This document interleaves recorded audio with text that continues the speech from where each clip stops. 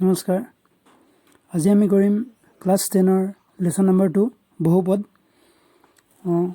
মই সকলো প্ৰশ্নৰে এটা প্ৰশ্ন কৰিম যদি ছাত্ৰ ছাত্ৰীসকলে বৰ বিশেষ অসুবিধা পায় তেন্তে চেনেলৰ ডেসক্ৰিপচনত দিয়া হোৱাটছএপ লিংকত গৈ মোক মেছেজ কৰিব পাৰে আৰু যেটো ক্লাছ 9ত আমি বহুপদ কি শিকি আইছো গতিকে ক্লাছ 10ত আমি বিশেষকৈ জানিব লাগিব এটা চলকৰ বহুপদ অৰ্থাৎ x বা y থাকিব যিকোনো এটা থাকিব যেহেতু অনুশীলনী 2.1 ত বিশেষ ধৰণৰ প্ৰশ্ন নাই সো আমি 2.2 ৰ পৰা ষ্টাৰ্ট কৰিম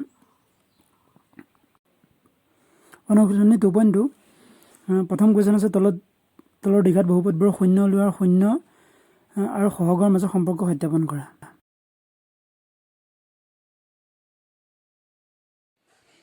কোৱেশ্চন নম্বৰ 1 কৰিম যেহেতু এটো এটা দ্বিঘাত বহুপদ x ৰ সৰ্বোচ্চ ঘাত 2 আছে গতিকে এটো এটা দ্বিঘাত বহুপদ আৰু দ্বিঘাত বহুপদৰ শূন্য লোৱা এটা পদ্ধতি আছে পদ্ধতিক কয় মধ্যম পদ বিভাজন মিডল টাৰ্ম স্প্লিটিং সো এটো কৰিবলৈ আমি কৰিব লাগে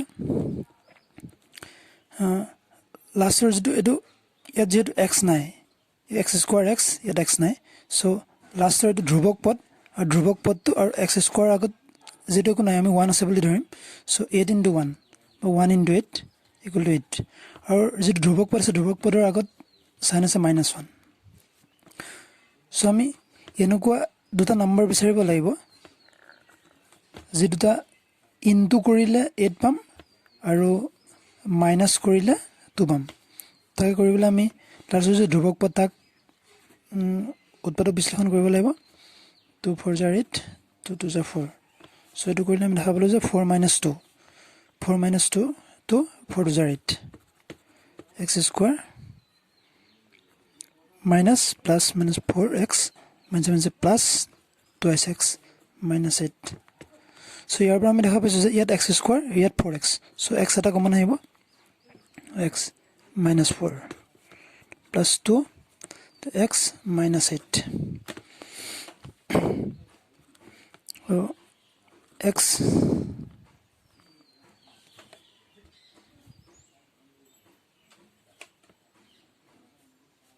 minus 4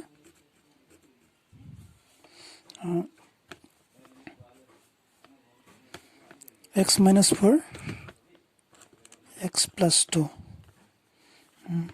ইয়াতে ইহঁতক আমি বেলেগে equal to 0 কৰিম x minus 4 equal 0 x plus 2 equal 0 so x equal minus 4 equals to plus 4 x plus 2 equals to minus 2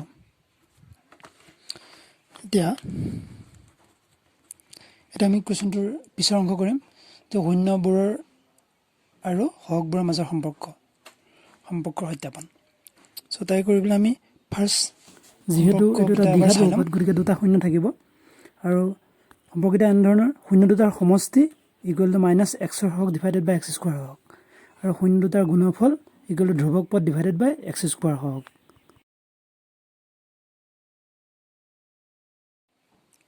so প্ৰথম সম্পৰ্কটো হৈছে শূন্য দুটাৰ সমষ্টি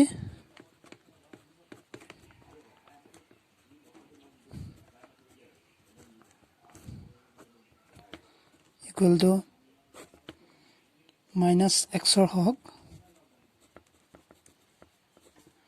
divided by x square hog so আমি equal চিহ্নৰ into part left hand side এটো right hand side বুলি ধৰিম লেফট হ্যান্ড সাইডত আমি পাম শূন্য দুটাৰ সমষ্টি সো শূন্য দুটা আমি কি পাইছিলো 4 and -2 4 সমষ্টি মিন্স প্লাস কৰিব লাগে -2 ইকুৱেল পাম আমি 4 plus -2 equal to 2 right hand side যেটো পাইছিলো x ৰ হৰক ডিভাইড বাই x স্কয়াৰ হৰক ইয়াত x ৰ হৰক আছে 2 x ৰ লগত যেটো পূৰণ হৈছে হৰক 2 ইয়াত -2 আছে যেটো x ৰ হৰক -2 সো -2 ফৰ্মুলা পা আহিছে -2 আৰু x স্কয়াৰ হৰক 1 বুলি ধৰিছিল সো 1 -1 plus 2 1 2 1 2 তুমি দেখা পালো যে left hand side equal right hand side. Therefore, left hand side equal to right hand side. Remind all. এটা দ্বিতীয়টো সম্পৰ্ক হৈছে শূন্য দুটাৰ পূৰণফল।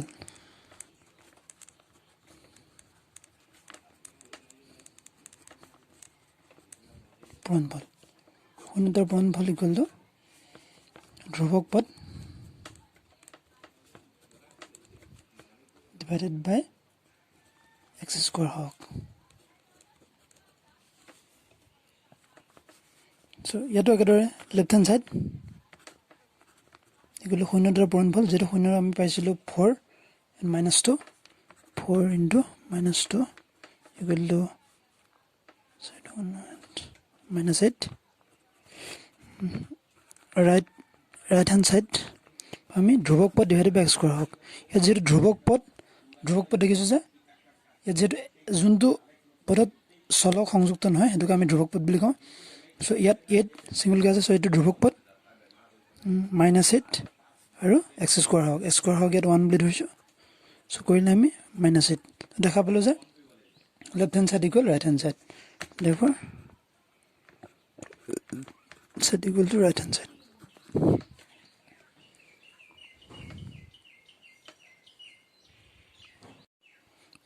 এতিয়া আমি কৰিম কুৱেশ্যন নম্বৰ 4, 1 আৰু 4 টো। 4u square plus 8u, যিহেতু ইয়াত দুটা পদ আছে আৰু ইয়াত যেহেতু ধ্ৰুৱক পদটো নাই গতিকে আমি এইটো 0 বুলি ক'ব পাৰিম। যেহেতু নাই তো 0। চ' ইয়াত বিয়োগ কৰিবলগীয়া নাই, যিহেতু ধ্ৰুৱক পদটো নাই। চ' আমাৰ পলিনমিয়েলটো ভেৰি চিম্পল। চ' ইয়াত 4 আৰু ইয়াত 8 আছে। চ' 4 2 are 8। চ' আমি 4 কমন ল'ব পাৰিম আৰু ইয়াত দুটা ইউ আছে, ইয়াত এটা ইউ। চ' 4u কমন ল'লোঁ, ইউ প্লাছ 4 2 are 8, 4 গুণ 8 2। therefore 4u equal to 0, u plus 2 equal to 0. So 4u 4 0 to 4 0. So u equal to 0. u minus 2 আছে equal to plus 2.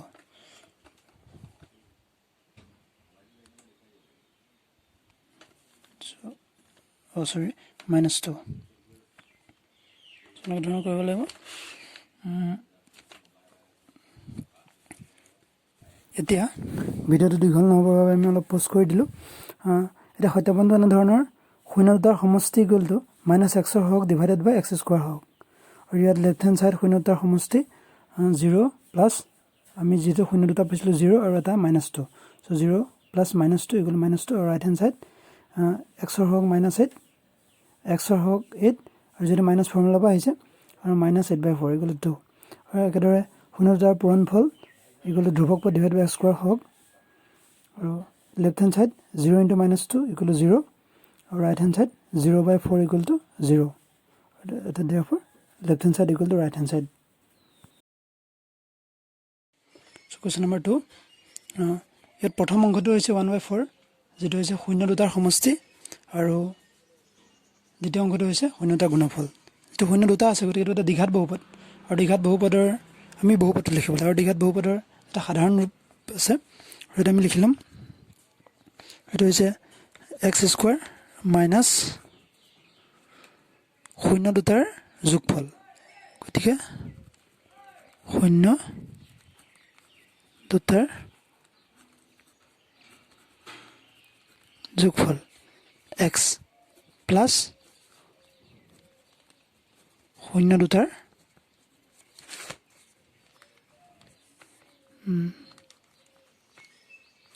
পূৰণফল।